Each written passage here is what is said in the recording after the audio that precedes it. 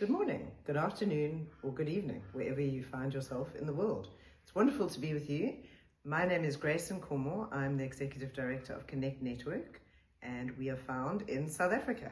We're predominantly in Cape Town, but have affiliates throughout South Africa.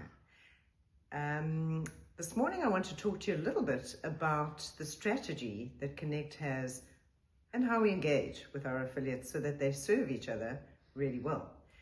Our key pillars work from networking to equipping, collaborating, and advocacy. So when we network, we obviously provide opportunities and a platform for affiliates and organizations to meet with each other and just learn a little bit more about each other. We then have a range of equipping tools and mechanisms, and I think it's key to really say that those come out of our collaboration platforms and working groups where we encourage organizations to work together. And this is really where we're encouraged that we've seen growth, that we've seen impact over the last few years, and we really are encouraged in this space. So Connect is made up of non-profit organizations in Cape Town and South Africa, as well as churches. Many of the non-profit organizations are the ministry arm of the churches that they belong to, and so function in that way and addressing needs of the women and children in our communities. In the working groups, organizations come together to work on thematic areas that they agree on and that they drive themselves and initiate as being important to address the needs of vulnerability of our women and children.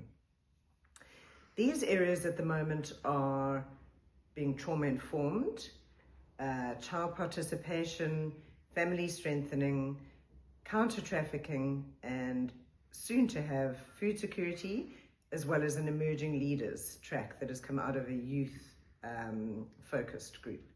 So we're very encouraged that particularly in the last 4 years, for example, the Trauma-Informed Working Group has worked together to develop a training track for their fellow affiliates, which consists of a number of trainings, as well as mentorship around becoming trauma-informed organizations. So to date, we've had 45 organizations that have moved through that and are now trauma-informed, the leadership and the staff of these organizations.